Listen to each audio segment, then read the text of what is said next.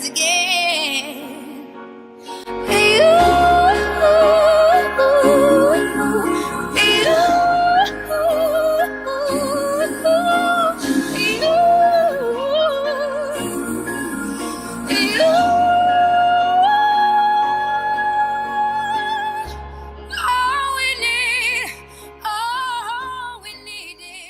Le monde a été amené dans une pensée qui n'est pas la pensée de Dieu.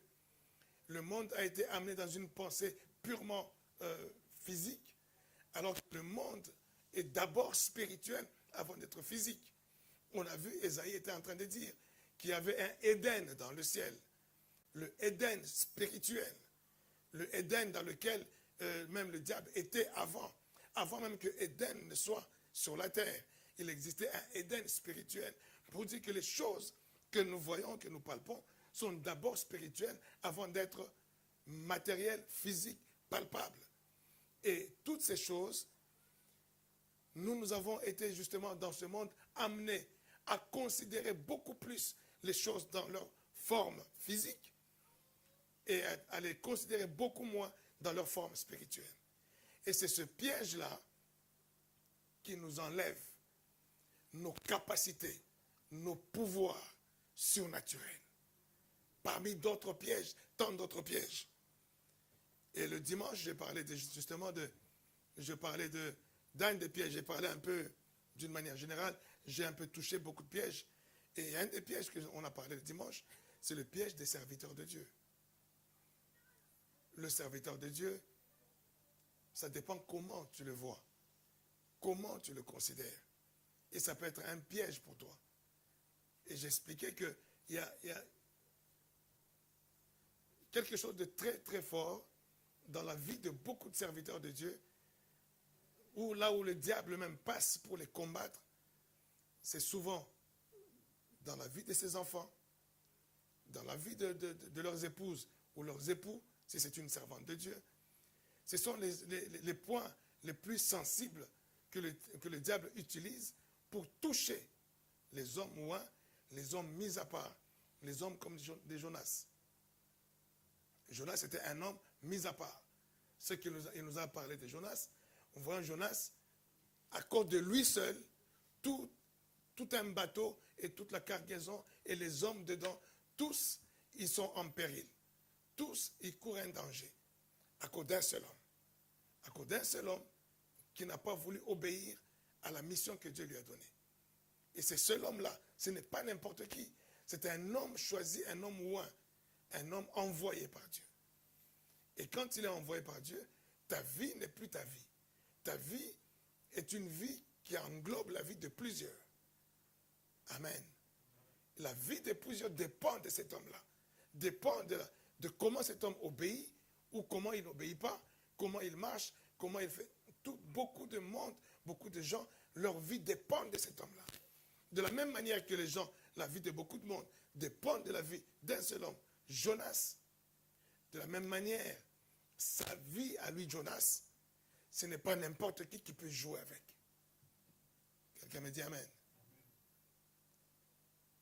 Ce Dieu-là qui a mis, enfin, la nature, fait que tous ceux qui étaient dans la cargaison, ils pouvaient tous mourir à cause de lui. Parce que ce Dieu-là, il va aussi permettre que ce Jonas-là, étant en train de faire son travail, étant en train de faire sa mission, quelqu'un vient pour faire périr Jonas. Et la personne s'en sort bien. Ce n'est pas possible. Parce que dans l'histoire, Dieu est en train de protéger, pas un homme, mais il protège toute une mission. Il protège tout un monde qui doit être sauvé au travers de cet homme-là. Et ces gens-là, ils peuvent devenir des pièges quand on ne les considère pas dans ce qu'ils représentent. Ça devient un piège pour toi. Tu ne pourras jamais vivre le surnaturel parce que tout simplement, tu ne réalises pas que cet homme-là, c'est une porte, c'est une clé pour le surnaturel. C'est quelqu'un qui est un tremplin, une ouverture pour le surnaturel dans ma vie. Luc, le Seigneur est en train de dire, on peut prendre Luc chapitre 11. Luc chapitre 11, donc on peut commencer.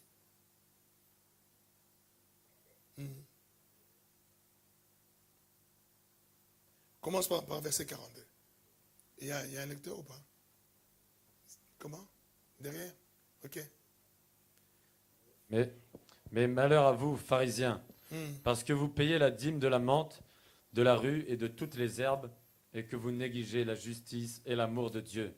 C'est là qu'il fallait pratiquer, sans omettre les autres choses. Continue. Malheur à vous, pharisiens, parce que vous aimez les premiers sièges dans les synagogues et les salutations dans les places publiques. Malheur à vous, parce que vous êtes comme les sépulcres qui ne paraissent pas et sur lesquels on marche sans le savoir. Amen. Jusque-là, qu'est-ce qu'il est en train de répondre à une question? À une question qu'on lui a posée par des pharisiens. Et dans sa réponse, tout ce qu'il est en train d'énumérer, il dit, regardez vous les pharisiens, vous vous concentrez sur des choses physiques, sur des choses visibles, palpables.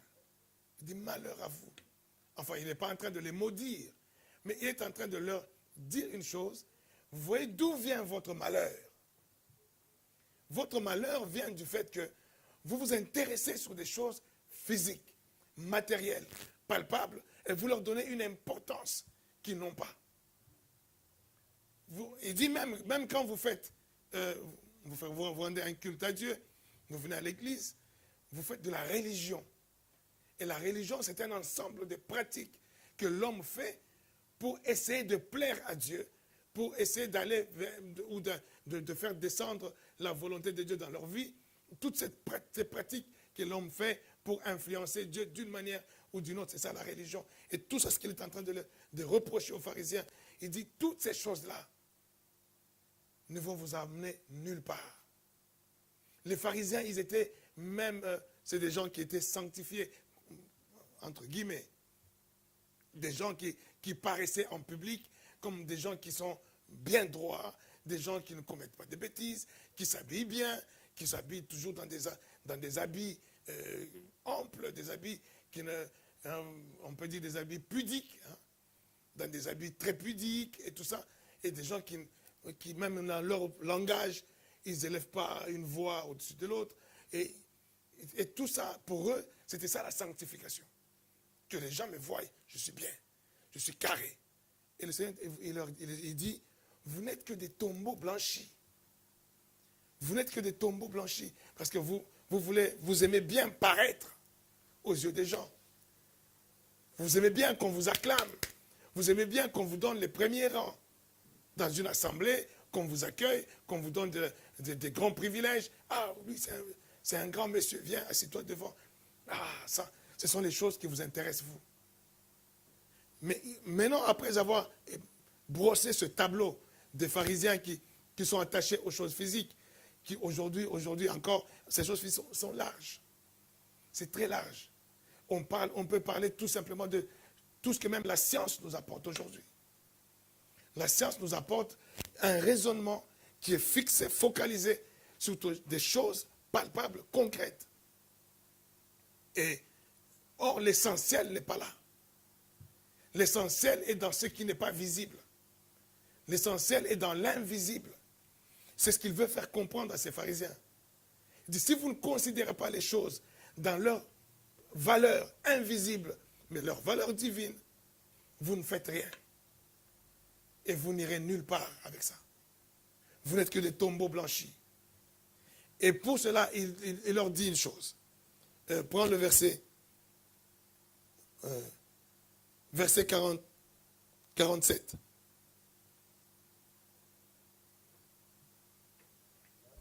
Malheur à vous, parce que vous bâtissez les tombeaux des prophètes que vos pères ont tués. Malheur à vous, parce que vous bâtissez les tombeaux des prophètes que vos pères ont tués. De quel tombeau il s'agit? De quel prophète il s'agit? Il est en train de leur dire, vous peut-être que vous n'avez pas tué les prophètes, mais vous êtes dans une génération où les prophètes ont été tués. Et vous, au lieu même de redresser la barre, au lieu de prendre conscience de ça et de redonner la vie aux prophètes, vous vous bâtissez leur tombeau. Alléluia. Alors, qui qui ont tué les prophètes? Vos pères. C'est qui vos pères? Vos pères, c'est tout. C'est l'humanité, l'humain, tous les hommes du monde, la religion même. C'est cette religion à la base qui a tué les prophètes. Depuis que l'Église a commencé, tout de suite après l'Église primitive avec les apôtres et tout ça, l'Église a commencé tout de suite derrière à tuer les prophètes. Tuer les prophètes, c'est tout simplement enlever ce qui est sacré dans un prophète. Et quand je parle de prophète, je ne parle pas forcément du ministère de prophète. Je parle de tous les bergers, de tous ceux qui sont conducteurs des enfants, tous ceux qui ont le mandat de Dieu comme étant ministres de Dieu. C'est-à-dire les pasteurs, les évangélistes, les docteurs, les apôtres, les prophètes, ceux qui ont le ministère de conduire les enfants de Dieu, ceux qui ont reçu le mandat du perfectionnement des saints. Selon Éphésiens chapitre 4, qui nous dit qu'il a donné aux uns comme apôtres, comme prophètes, comme docteurs, évangélistes, pour le perfectionnement des saints, pour que les saints puissent arriver à la perfection. Et la perfection des saints, c'est tout simplement ce que nous sommes aujourd'hui en train de faire en tant que ministres de Christ. Notre mission, c'est de ramener justement ceux qui avaient été perdus, ceux qui avaient été volés, ceux qui avaient été détournés dans la manière de vivre, dans la manière de faire, dans la manière de voir, pour que les chrétiens, l'Église, se remettent à avoir les yeux fixés à la croix, les yeux fixés à Jésus, les yeux fixés au surnaturel qui est notre identité en Jésus-Christ. Or, les pères, voyant cela, voyant cette importance des hommes, voyant cette importance que Dieu peut mettre en un homme pour que cet homme-là soit son représentant, soit cet instrument qui va amener la perfection des saints, l'ennemi passe aussi par les hommes pour discréditer ces hommes-là qui ont une mission particulière afin que ces hommes-là ne soient plus des éléments du surnaturel, ne soient plus des points d'ancrage, des points d'entrée du surnaturel dans la vie des gens. Et là, depuis le commencement, depuis que les prophètes et les premiers, les apôtres, ils sont partis, tout de suite derrière, ça a été la grande persécution. La persécution de l'Église. L'Église primitive, quand on persécutait, les premiers à être persécutés, ce sont les prophètes. Ce sont les ministres, les envoyés de Dieu, qui ont été les premiers à être persécutés. Parce que c'est eux qui sont des bergers, c'est eux qui amènent les gens au Seigneur. Et ils étaient les premiers à être persécutés. C'est là que ça a commencé la mort des prophètes. Amen. Mais cette mort des prophètes n'est pas simplement la mort de ces hommes physiques, de ces hommes ouins.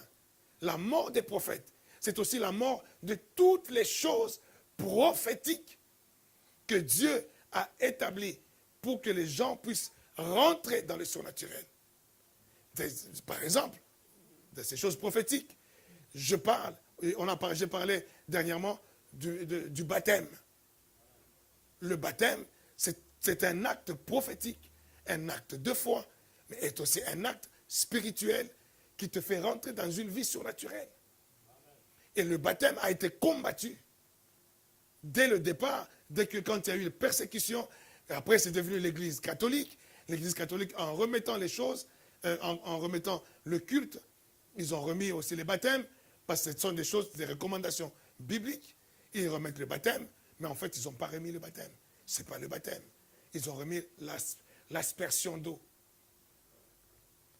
On asperge un peu d'eau quelqu'un, et puis on te dit tu es baptisé. Ce n'est pas un baptême. On vient de tuer un acte prophétique. En tuant le baptême dans son essence. Un baptême dans son être, dans ce que le baptême est. Le baptême, c'est plonger dans l'eau, puis sortir. Ce n'est pas asperger d'eau.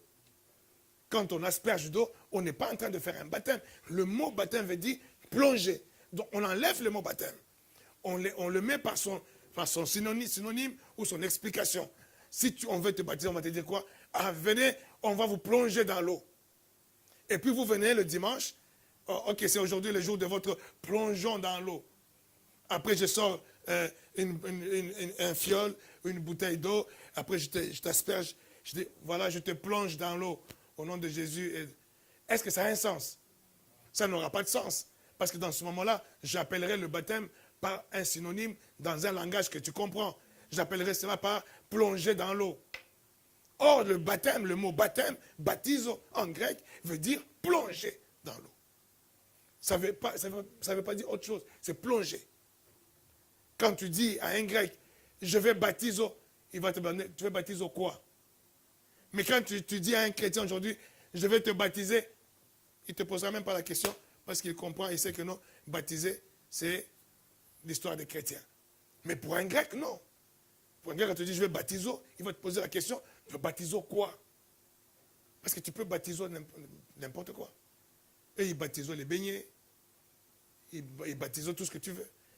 C'est pour eux, baptiser, c'est plonger. Alors tu dis, je vais plonger. Tu vas plonger quoi? Amen. Ces choses-là, ce sont des éléments qui ont tué les prophètes. Ils ont tué les actes prophétiques. La dîme, aujourd'hui encore, on est en train de combattre. C'est ce que, dans ce que Teddy, on a lu avec tout à l'heure. Non, ce n'est pas avec Teddy. On a lu ça. Le Seigneur est en train de reprocher.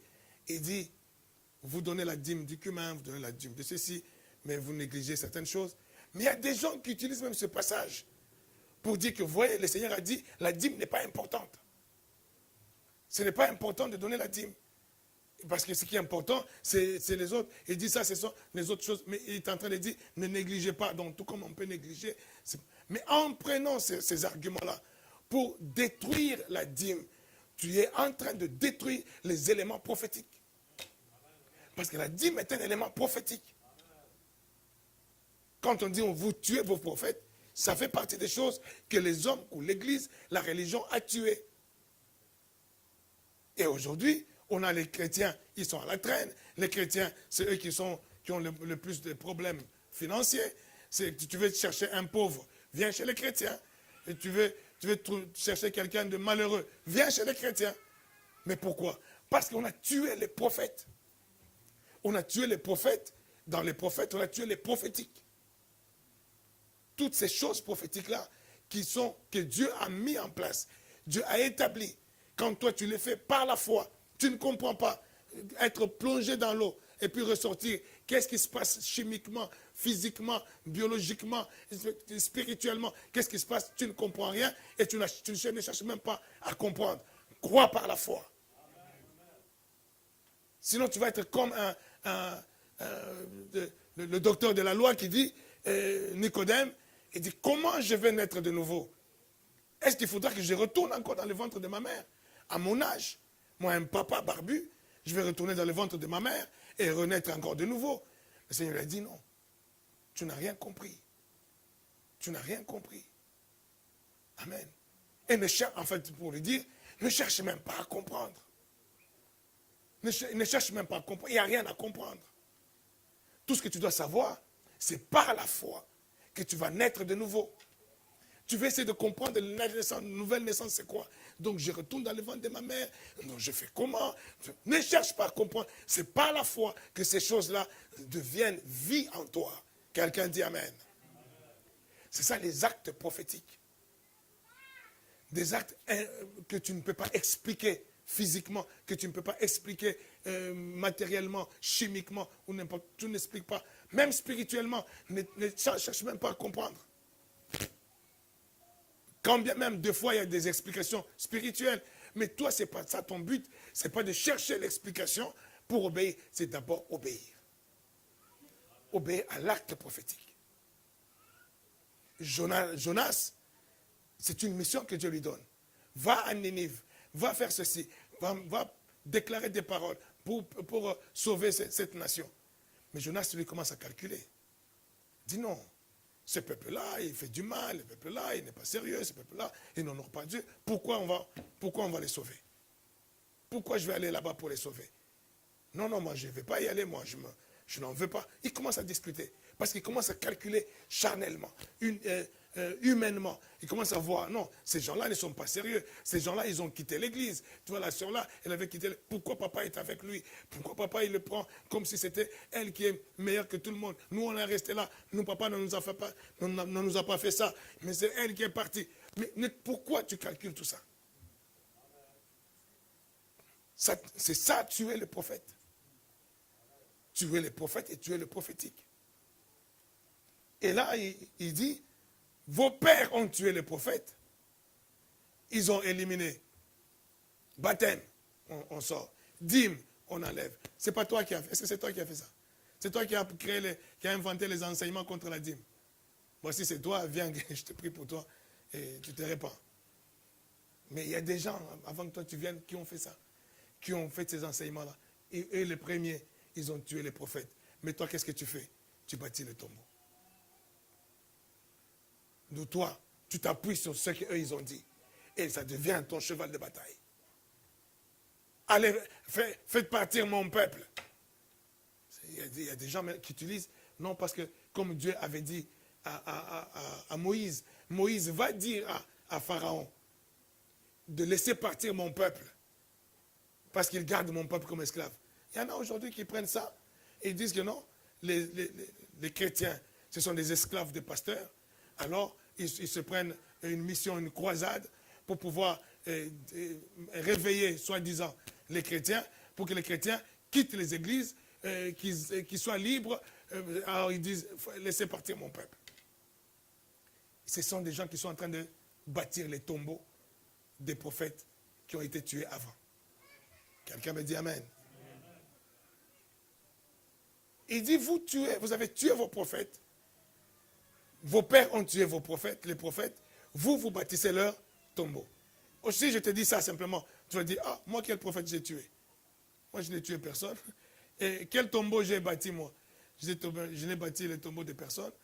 Même ces gens-là, qui sont face au Seigneur, le Seigneur est en train de parler aux gens qui sont en face de lui. Mais ces gens-là, ils ne comprenaient pas. Quel prophète on a tué? D'ailleurs, nous, ça a fait des années avant que le Seigneur arrive, il n'y a pas eu de prophète. Alors, quel prophète nous on a tué?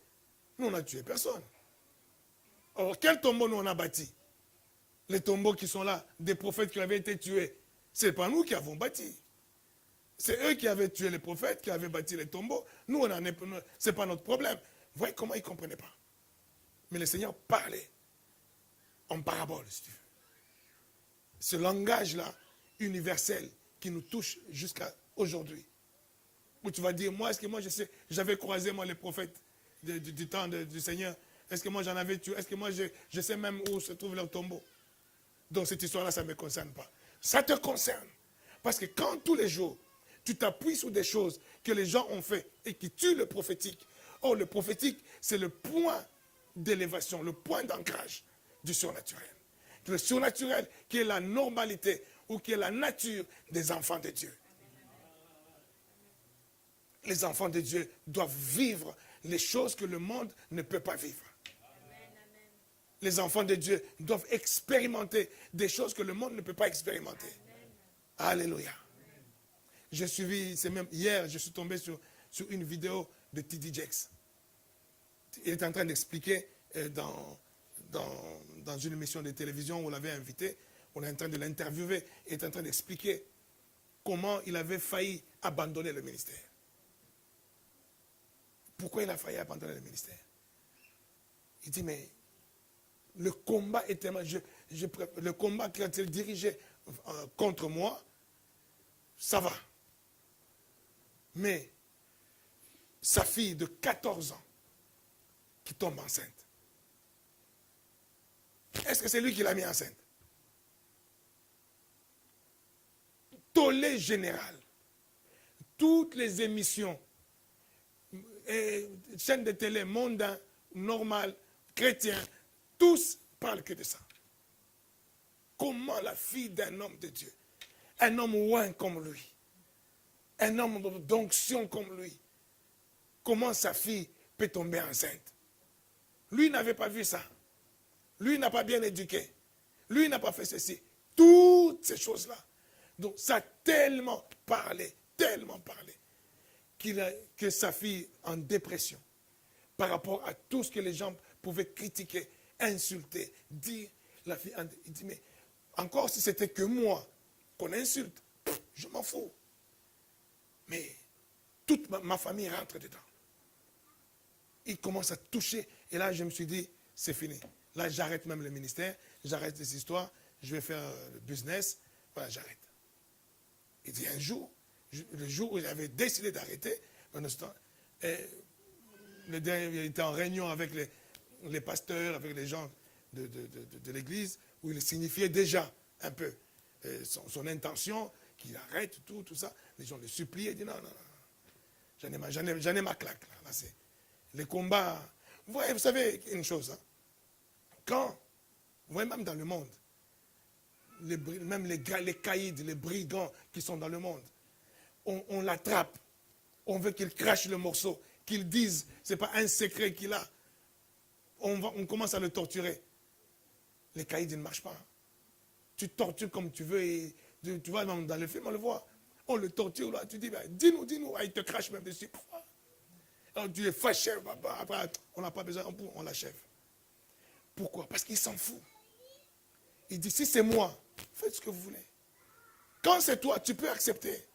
Quand c'est moi, je peux accepter.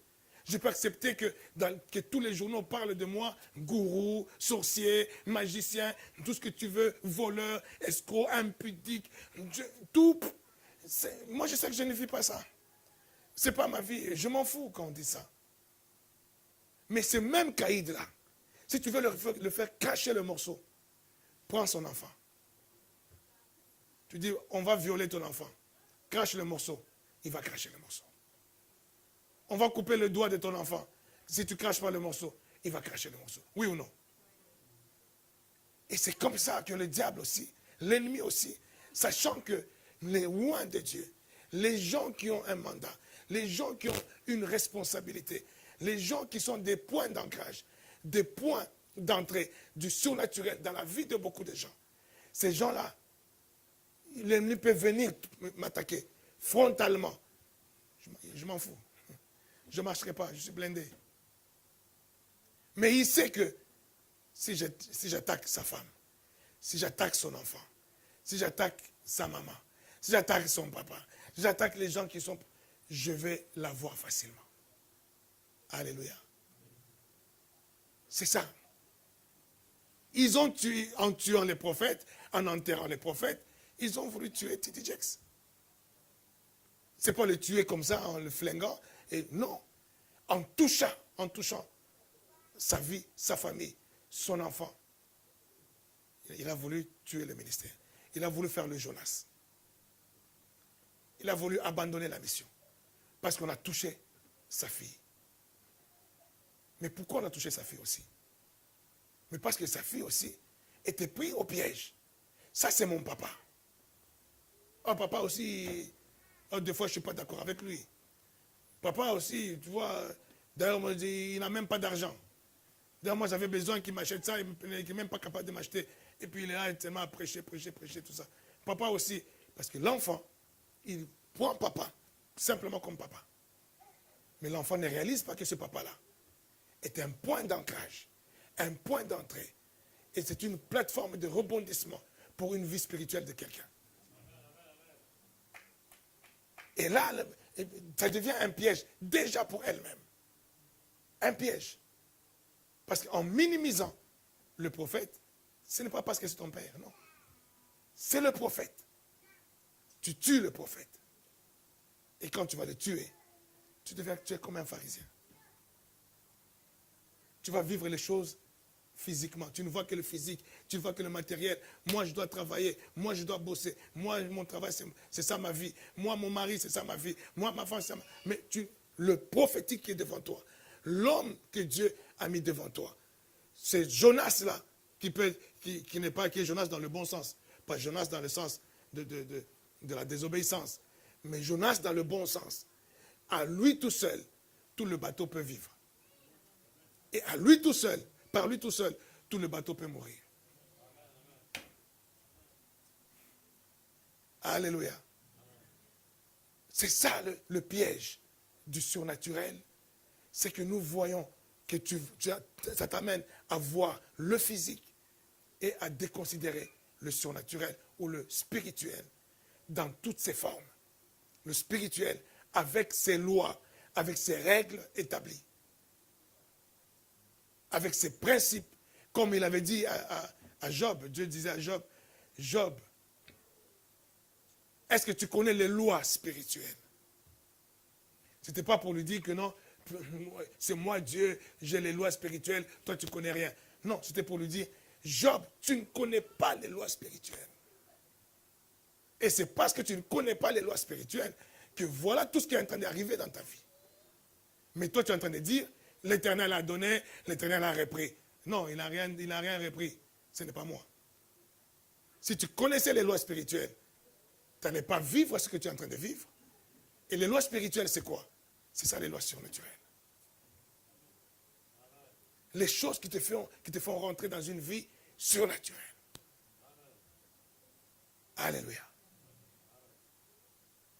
Vous voyez, T.D. Jakes, pour finir son histoire, le jour qu'il a décidé, comme par hasard, il y a une bonne femme qui était venue demander audience pour lui parler.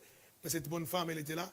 Il avait déjà dit, moi aujourd'hui c'est fini. Elle m'attend rendez-vous avec moi. Pourquoi faire? Je ne suis plus pasteur. Moi je m'en vais. Elle a fait poireauter. La femme aussi n'a pas voulu partir. Elle est restée des heures et des heures à l'attendre en bas. Et quand il partait, il croyait peut-être qu'elle était fatiguée, elle est partie. Et il descend comme ça, la femme était là. Oh vraiment, j'ai dit, n'importe quelle heure, il faut que je te voie. Je voulais te voir en face pour te remercier. Si ce n'est pas toi, je serais déjà morte aujourd'hui. Il y a longtemps, je serais déjà morte. Je me serais déjà suicidée. J'aurais fait beaucoup. Pourquoi? Pas parce qu'il a prié pour toi. Pas parce qu'il avait prié pour elle. Il ne la connaît même pas. Il dit, à cause de tes prédications. À chaque fois, j'entends tes prédications. J'avais envie de me tuer, tout ça. Ça m'a pesé. Si aujourd'hui je suis là, c'est à cause de tes prédications. Et j'avais voulu vraiment aujourd'hui que je te voie en face pour te remercier. Il s'est dit, waouh, à cause de mes prédications. Il dit oui. Non, pas à cause de ton imposition de main, ou non, tu avais prié pour moi. Non, tes prédications. Et là, il s'est dit, waouh. Maintenant, si j'arrête de prêcher, si j'arrête mon ministère, combien de gens sont dans le cas de cette femme qui seraient sauvés à cause de mes prédications et qui risquent de mourir parce que moi, je ne prêche plus. Et c'est là qu'il a pris la décision de ne pas abandonner le ministère. Alléluia. Vous voyez les choses qui tuent les prophètes. Les choses qui tuent les prophètes et le prophétique. Toi, tu vas dire, non, non, moi, j'ai tué personne. Mais quand toi, tu es en train de toucher la vie privée d'un homme de Dieu, en train de compliquer la vie privée d'un homme de Dieu, et encore si c'est sa vie directe, il s'en fout. Mais quand tu rentres dans la périphérie de sa vie, l'Église aujourd'hui a une grande facilité de critiquer les femmes des pasteurs. C'est les boucs émissaires des églises. La femme de pasteur, elle n'a droit à rien. Elle n'a droit simplement qu'à fermer sa gueule. Si elle l'ouvre, toutes les critiques jaillissent. Mais elle, quand elle sera, elle n'est pas, et ce n'est pas elle qui est pasteur. Ce n'est pas elle qui est ministre de Dieu. Elle n'aura forcément pas, c'est pas obligatoire qu'elle puisse avoir le cœur d'un serviteur de Dieu. Ce n'est pas obligatoire. Mais quand vous la touchez comme ça, et qu'elle, dans sa dépression, elle va causer du souci à l'homme de Dieu, vous êtes en train de tuer le prophétique au travers d'elle. Quelqu'un me dit Amen. Les enfants d'un homme de Dieu, c'est pareil. Tu touches à la vie des enfants d'un homme de Dieu. Tu vas dire, non, elle, ce n'est qu'une païenne, et tout ça. Tu touches à sa vie. Mais tu ne sais pas qu'indirectement, tu es en train de toucher à la vie de l'homme de Dieu. Et comme tu touches à sa vie directement, indirectement, tu es en train de tuer les prophètes. Quelqu'un me dit Amen. Dis ça, ce n'est pas moi. Ce sont des choses importantes si tu veux vivre le surnaturel, si tu veux expérimenter le surnaturel. Que cette parole soit dans ta tête. Je ne dois pas être un assassin des prophètes. Je ne dois pas être un assassin des prophètes. Voyez-vous, l'église corps de Christ a commencé quand? Avec les apôtres.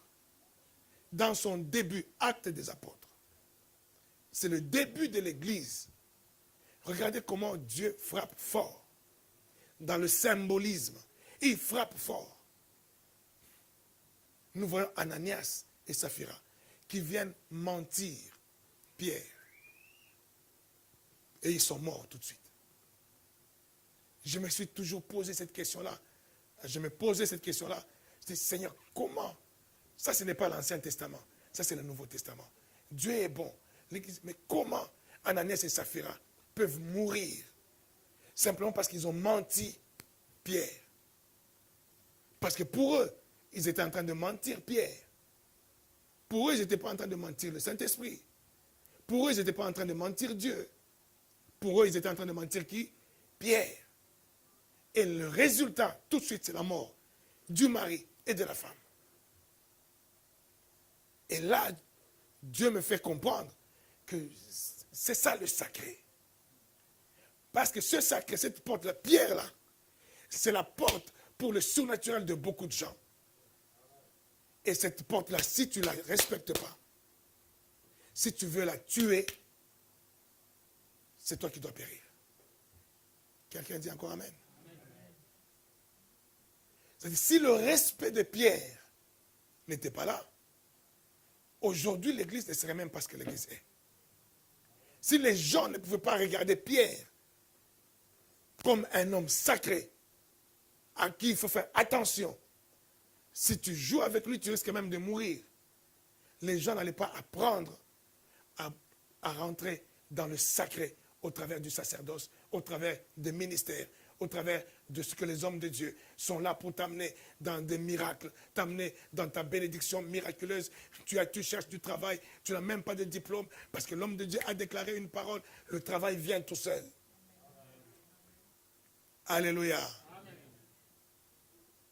Il y a des choses, il y a des témoignages qu'on peut donner du surnaturel qu'on voit tous les jours. Tous les jours. Moi, je l'expérimente tous les jours. Dans ma propre vie, il y a des situations que je sais, ça, c'est vraiment Dieu. De moi-même, ce n'est pas possible. C'est vraiment Dieu. Alléluia. Si tu n'expérimentes pas ces choses dans leur moindre nature, tu ne seras jamais dans les grandes choses surnaturelles. Commence par les petites choses. Aujourd'hui, j'ai parlé du sacré ou des actes du surnaturel ou des points d'ancrage pour le surnaturel, des éléments du surnaturel. Et j'ai parlé d'un homme oint, d'un homme sacré, d'un ministre de Dieu. Change ta considération. Change ta manière de voir ces gens. Tu vas déjà rentrer dans la bonne voie. La voie du surnaturel. Alléluia. C'est très important, bien-aimé Seigneur. L'Église doit vivre cela. Vous devez vivre cela. Vous devez vivre des choses qui vous dépassent. Qui vous dépassent déjà vous-même. Ça te dépasse. Il y en a qui ont pris des décisions. Je vais changer de travail. Et toutes ces choses-là, ils sont à votre portée. Ils sont à votre portée. C'est le surnaturel qui vous attend. Rentre dans le surnaturel. Tu vas vivre, tu vas expérimenter toutes ces choses. Et la porte d'entrée du surnaturel qu'on vient de voir aujourd'hui, l'homme de Dieu, le sacré de Dieu. Le dimanche, on avait vu comment la Bible est en train de dire, dans Deutéronome 33, par exemple, dans Lévitique, et on peut sortir beaucoup de versets où on parle du Lévite. Il dit le Lévi, et on avait dit le dimanche qu'il faut porter quoi? Un pectoral. Et dans ce pectoral, il y a quoi? Il y a 12 pièces, 12 pierres précieuses. Les 12 pierres précieuses, on a dit, ça représentait quoi? Ça représente l'Église. Ça représente les enfants de Dieu. Parce que vous êtes précieux aux yeux de Dieu. Et il vous a mis sur un pectoral que le lévite, le sacrificateur devait porter sur son cœur. La Bible précise bien, porter sur son cœur. Et c'est avec ça qu'il rentrait dans la présence de Dieu. Et on appelait ça le pectoral du jugement. Jugement pourquoi? C'est-à-dire ça, avec ça, tout ce qui sort de sa bouche va t'atteindre. Parce qu'il te porte sur son cœur. Et les Lévites, c'était la préfiguration des 5 ministères qu'on a aujourd'hui. Les pasteurs, les prophètes, les docteurs, ce sont des Lévites. Et là, ce n'est plus un pectoral qu'ils enlevaient. Le pectoral est ancré en eux. Ils sont dans l'alliance où ils portent le pectoral des enfants de Dieu. C'est-à-dire qu'ils portent le nom de chacun. Dans les 12 pierres-là, chaque pierre avait le nom d'un enfant, un des 12 enfants d'Israël, marqué sur chaque pierre. Et ça commençait dans un sens précis. Et chaque nom correspondait à une pierre. Je veux dire, tu es précieux devant les yeux de Dieu, mais tu es précieux à ta manière. Tu n'es pas précieux comme ton voisin. Tu es précieux à ta manière, mais tu es précieux devant Dieu. Quelqu'un dit Amen. Et tous ces gens-là, ils étaient sur le cœur du Lévite. Et le Lévite, quand il parle avec le cœur. Ça avait amené aussi en même temps de savoir qu'il y en a qui ne sont pas forcément Lévites. Parce qu'ils n'ont pas le cœur de Lévite. Mais qui sont, entre guillemets, des serviteurs de Dieu. Mais à partir du moment qu'ils n'ont pas le cœur de Lévite, ils ne portent pas. Parce que beaucoup servent pour le ventre. Beaucoup sont ministres de Dieu pour des raisons diverses. Mais j'aime bien le dire, ils sont quand même minoritaires. Amen. Il ne faut pas croire. Parce que tu as entendu qu'il y a un pasteur à gauche qui a engrossé. Il y a un pasteur à droite qui est en prison. Et tu crois que non, tous les pasteurs sont comme ça. Ils sont tellement minoritaires. La majorité, c'est des hommes qui ont les 12 pierres précieuses dans leur cœur. C'est des hommes qui ont les enfants de Dieu dans leur cœur. Alléluia. Et fais attention de ne pas les tuer. Fais attention de ne pas les toucher. Amen. Est-ce que quelqu'un a été béni?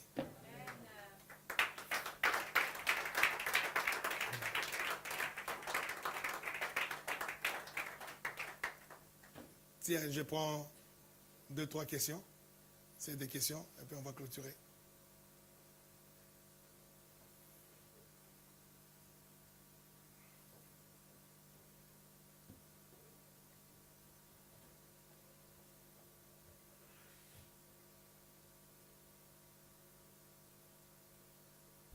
Première question. Bonjour papa. Bonjour. Merci de m'avoir accordé la parole. En fait, étant enfant d'un prophète, comment dois-je me positionner? Parce qu'on ne peut pas dissocier mon père et le prophète.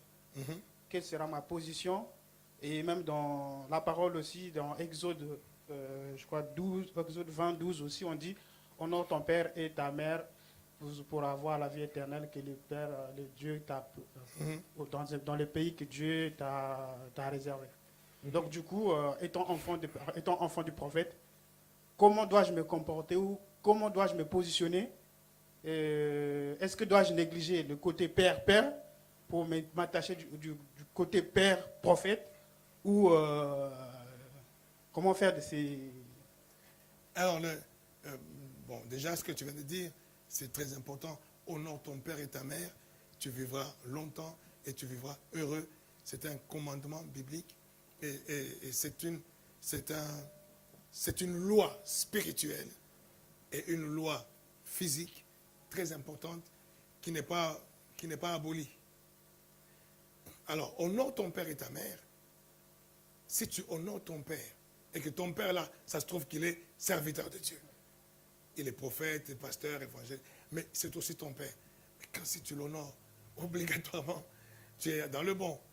Obligatoirement, automatiquement, systématiquement, tu es dans le bon.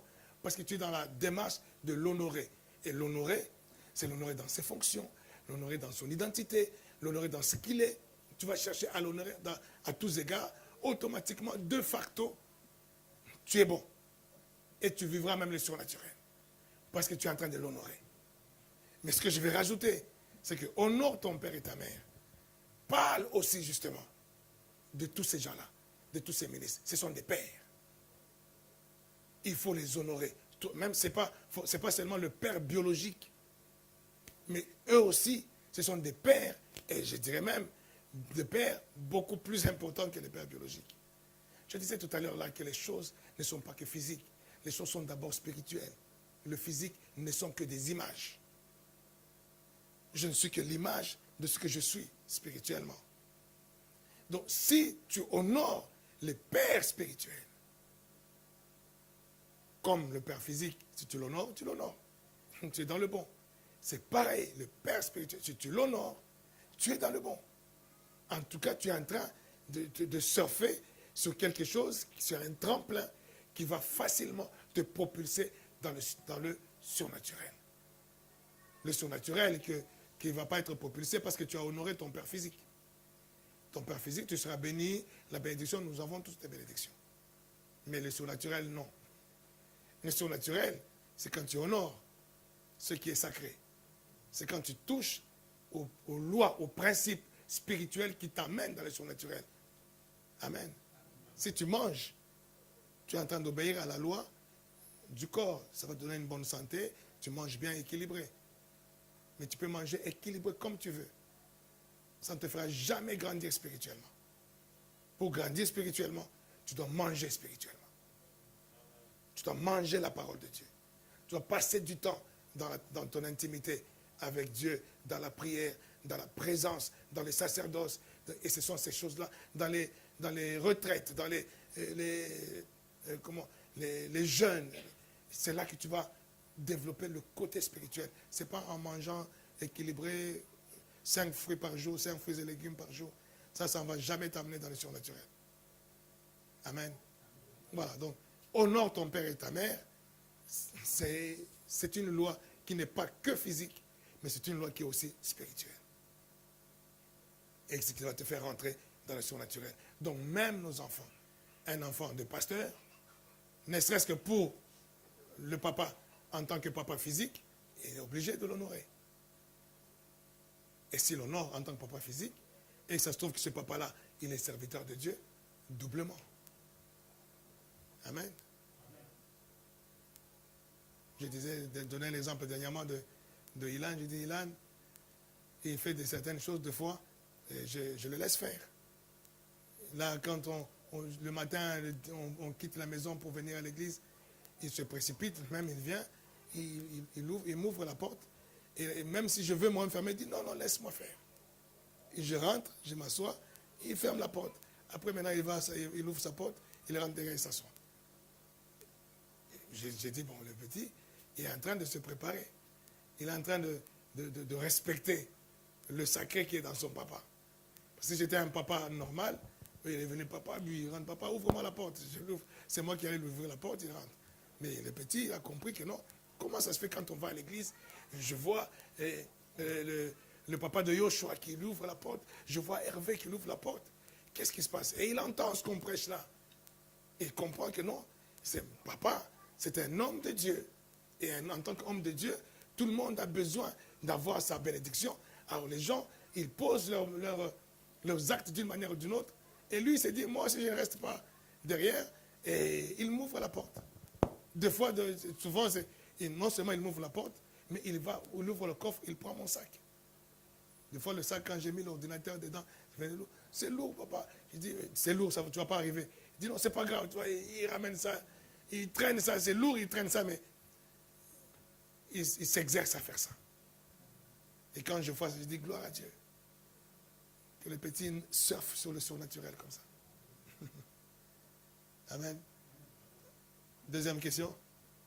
J'aimerais, papa, que tu définisses ce que c'est que parce que tu as parlé tout à l'heure de prophétique. Qu'est-ce que le prophétique?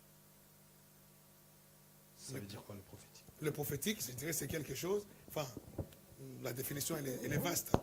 Mais dans le cadre de ce qu'on est en train de dire, ce que j'appelle prophétique, c'est quelque chose qui est tout simplement, qui vient de Dieu, qui est une loi spirituelle établie par Dieu et que nous devons observer, obéir à cette loi pour rentrer dans ce que Dieu nous ouvre d'une manière spirituelle ou surnaturelle. Le prophétique que je parle inclut aussi la prophétie. Ça fait partie aussi du prophétique. La prophétie, comment tu la prends, comment tu l'analyses, comment tu la respectes, tout ça, c'est dedans. Mais ce n'est pas que la prophétie. Je parle du prophétique, tout simplement des choses qui dépassent la compréhension humaine, intellectuelle. Le bâton de Moïse, l'acte même de soulever le bâton pour que la mer Rouge se sépare, c'est un acte prophétique. Et le bâton là, il est prophétique. Le fait que Moïse y parle, où il a frappé la pierre, c'est un acte prophétique. Un acte prophétique en frappant. Un acte prophétique négatif en frappant encore une deuxième fois. Amen.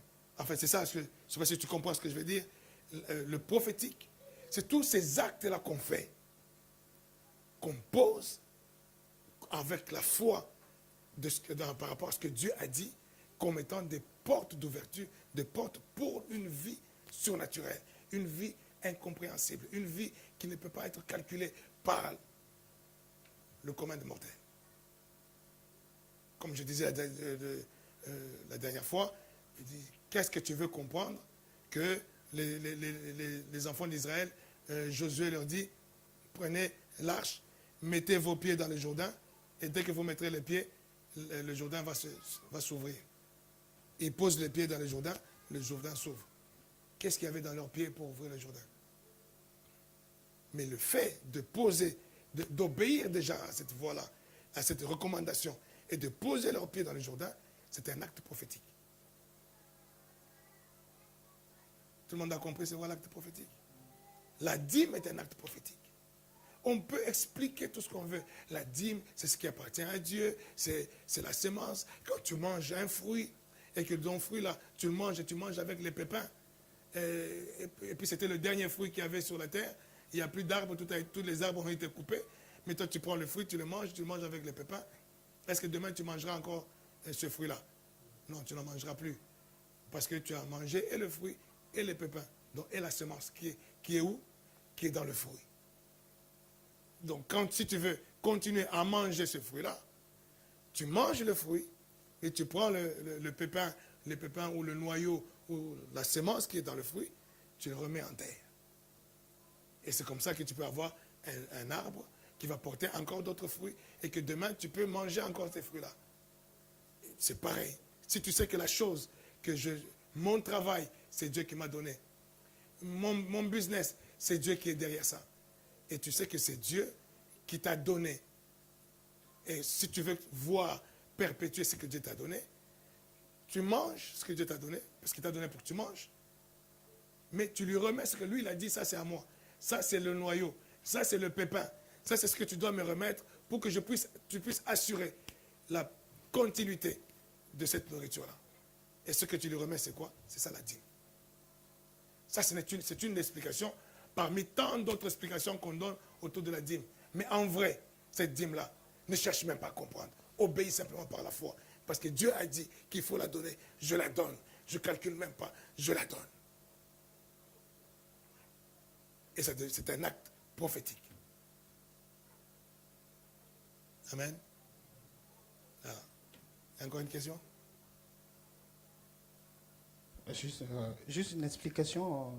En fait, est-ce qu'on peut, hormis le côté désobéissance de Jonas, est-ce qu'on peut considérer Jonas comme une petite figure de Jésus-Christ dans le sens où il a été envoyé pour sauver un peuple et dans le bateau, il s'est sacrifié en le lançant dans la mer. Et non seulement ça aussi, Jésus a calmé la tempête et dans l'eau, et Jonas aussi en se jetant dans la mer, il a calmé la tempête. Est-ce qu'on peut l'expliquer dans ce sens? Que ce soit Jonas, que ce soit les Moïse, les Noé, tous ces gens-là, ce sont des figures de Christ, d'une certaine manière. Jonas est une figure de Christ. D'ailleurs, le Seigneur lui-même, il dit, ce peuple réclame un miracle. Les gens réclament, montre-nous des miracles. Il dit, ils n'auront aucun miracle si ce n'est le signe de Jonas. Pourquoi le signe de Jonas? Vous êtes en train de leur dire tout simplement, le miracle le plus grand, mais ce que vous avez besoin, c'est de croire en moi. Je vais mourir 3 jours, je serai enterré, au 3e jour je vais ressusciter, et pour que tous maintenant puissent vivre les miracles dans leur vie. C'est ça le signe de Jonas, qui est resté 3 jours dans le ventre du poisson. Après le poisson l'a craché, c'est la résurrection. 3 jours, c'est la mort. Amen. Donc, et Jonas était un signe. Alors, comme tous les signes, comme toutes les préfigurations de Jésus, ce ne sont que des images. Et les images sont imparfaites. L'image de quelque chose ne peut pas être parfaite. C'est comme ça que tous, dans leur préfiguration, dans leur signe, leur vie est un signe, ils ont tous des erreurs. Ils ont tous des défauts. Parce que ce ne sont que des images. Et la véritable chose, c'est Christ. La parfaite, c'est Christ. Et ils ne sont que des projections de ce qui est parfait en Jésus. Amen. Dernière question.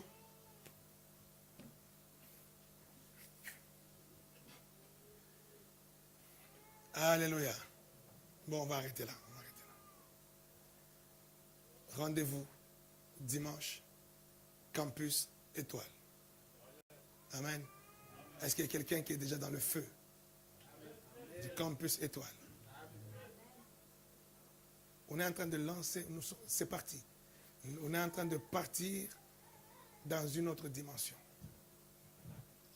Ici, là, campus Morangis, très bientôt, ça sera une autre église. Ça sera un autre culte. Le dimanche, un culte campus Paris, Paris Étoile, campus Morangis, un autre culte. Amen. Et quand si vous êtes sérieux avec Dieu, il y aura un autre campus, je ne sais pas où. Campus Terre Basse, Basse-Terre. Campus Guadeloupe. Hein, Marie-Pierre? Bientôt campus Guadeloupe. Là, les Guadas derrière, là, ils ont crié un grand amen. Nous avons décollé. Le train est parti. Le surnaturel est là. Tu t'attaches, tu t'accroches au surnaturel. Tu vas vivre le surnaturel. Ne te minimise pas. Tu as toutes les capacités en toi. En fait, ces capacités, ce n'est pas toi. Ces capacités, c'est Jésus. Toi, regarde simplement à Jésus. Et tu vas voir l'expression de toute la gloire de Jésus en toi. Et certes, il y a un apprentissage. Il y a un temps où tu apprends à vivre ces choses. Il y a un temps où tu apprends à marcher. Et quand tu apprends à marcher, tu tombes. Et on te relève. Il y a un moment où tu vas te tenir debout tout seul.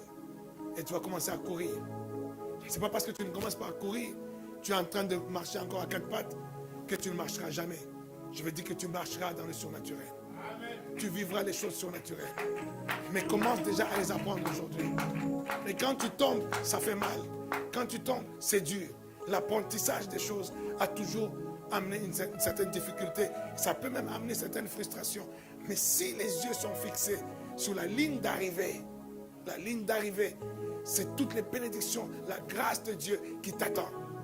Ce n'est même pas que non, que Dieu te bénira. Il t'a déjà béni. Et ils sont déjà là. Toutes ces choses sont déjà là. Il suffit simplement que toi, tu aies tes yeux fixés sur ça et que tu marches à la rencontre de ta bénédiction. Je parle de la rencontre de ce travail que tu attends. Je parle de la rencontre de ce mariage que tu attends. Je parle de la rencontre de ces millions que tu attends. Est-ce que je parle à un millionnaire?